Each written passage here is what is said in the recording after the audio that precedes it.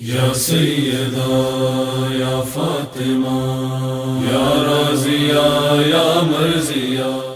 ان اصولوں میں سے ایک اہم ترین اصل جو حضرت سیدہ نے اپنی زندگی میں جس کو بنیاد قرار دیا اور جس سے آگے پھر سارے باقی اصول وجود میں آئے،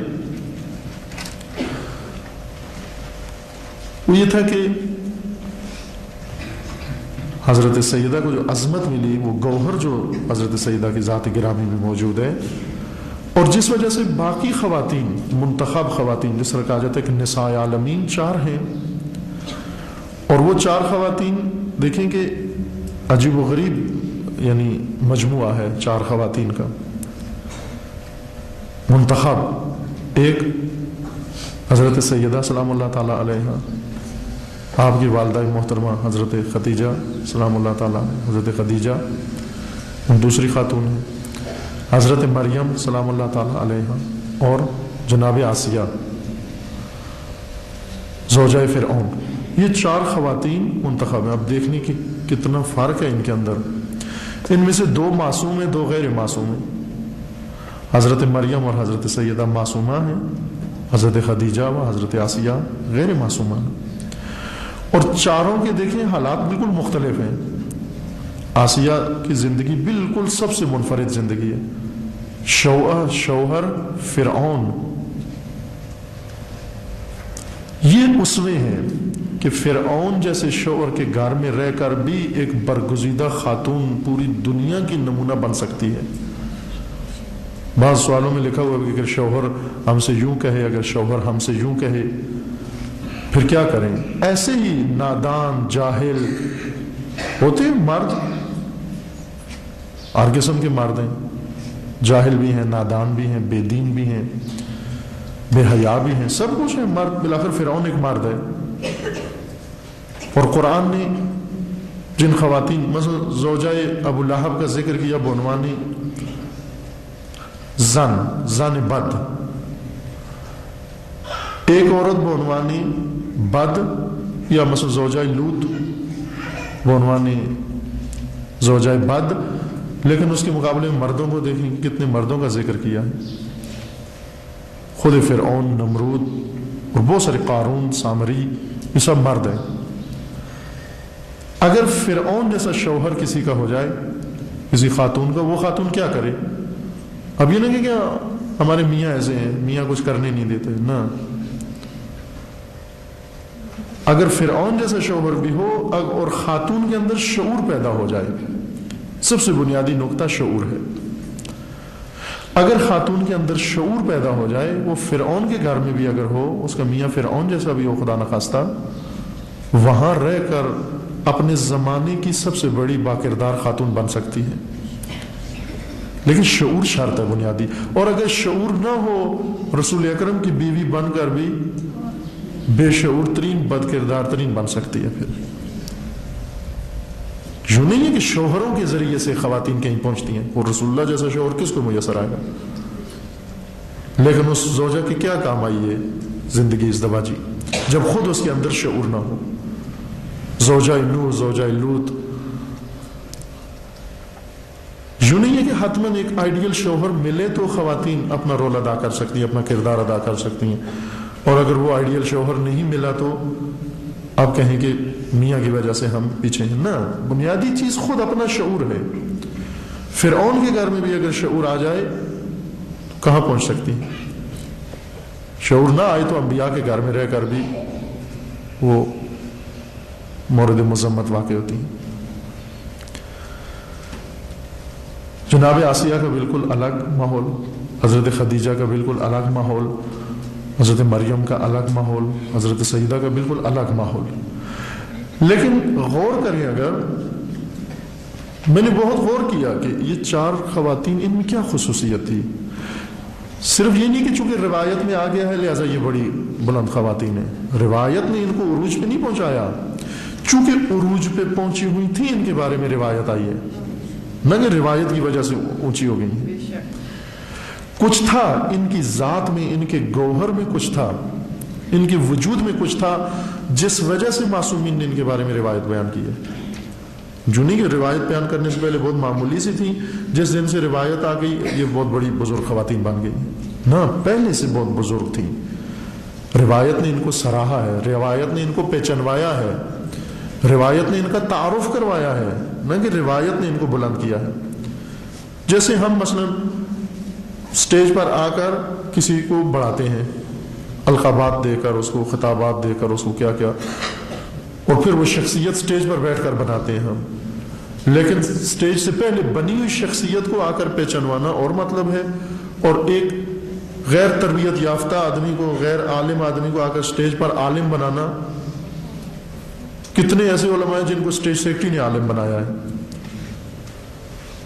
ورنہ عالم نہیں ہے. لیکن کتنے وہ لوگ ہیں کہ سٹیج سیکرٹری صرف ان کا تعارف کرواتا ہے، نہ کہ سٹیج سیکرٹری کی وجہ سے وہ عالم بنے. تعارف ان خواتین کا تعارف کروایا ہے معصومین نے، نہ کہ روایتوں کی وجہ سے، حدیثوں کی وجہ سے یہ بہت بلند مقام پر جا پہنچی. یہ حدیثیں اس لیے آئی ہیں کہ ان کے ذات کے اندر قیمتی گوہر ہے، اس کو تلاش کریں کیا ہے.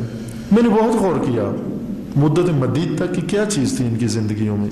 حالانکہ چاروں زندگیاں بالکل الگ تھلگ ہیں، ماحول بالکل الگ تھلگ ہے، خصوصیات بالکل الگ تھلگ ہیں، زمینیں سرزمینیں الگ تھلگ ہیں.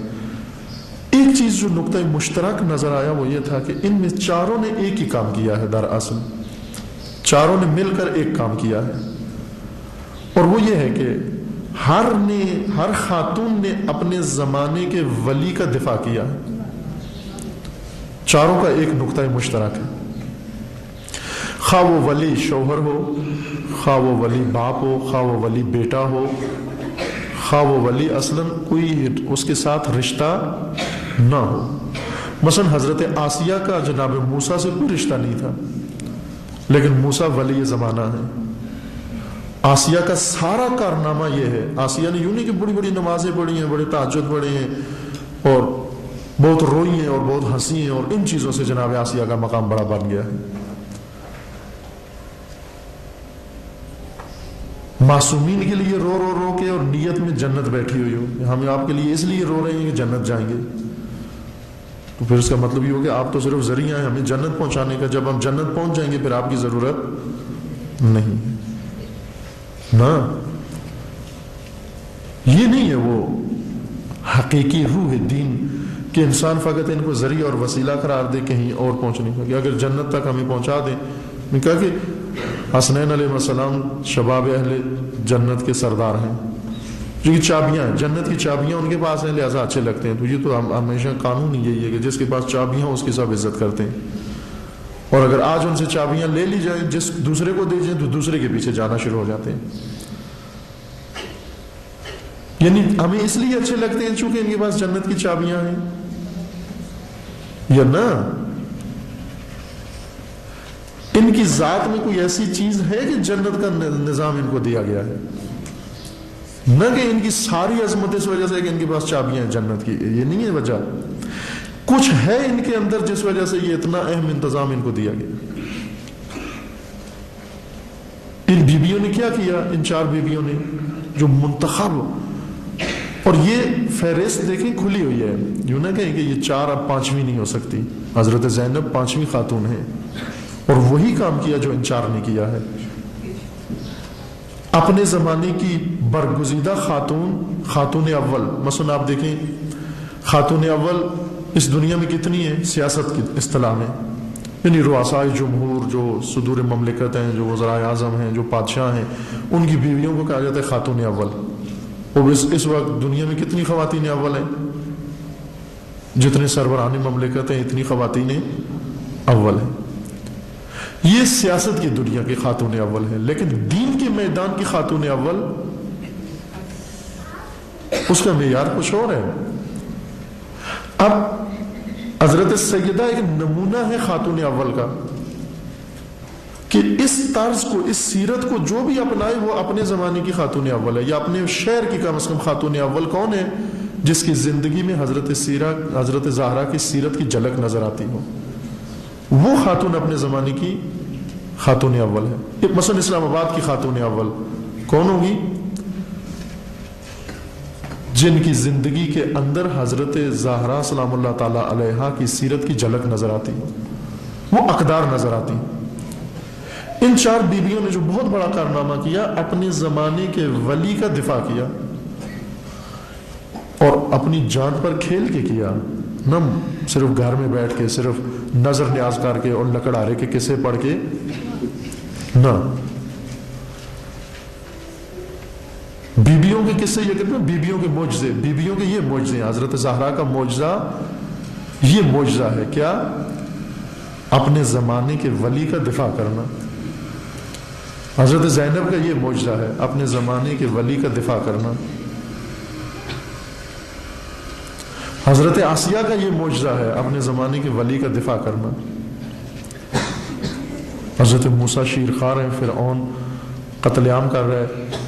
حضرت آسیہ کی سیرت اپنائی کہ جب فرعون قتل عام کر رہا ہے، مثلا آج نظام فرعونی، یہ مغربی تہذیب، یہ میڈیا، یہ فساد، یہ فحشا، یہ کلچر، یہ ہماری اولاد کو قتل عام کر رہا ہے.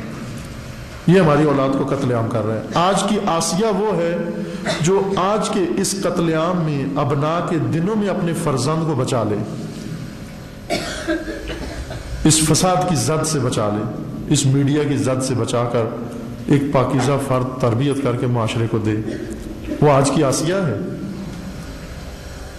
فرعون شمشیر سے قتل کرتا تھا، آج کا روح قتل ہوتی ہے. بنا جا سکتا ہے اپنے زمانے کی آسیہ.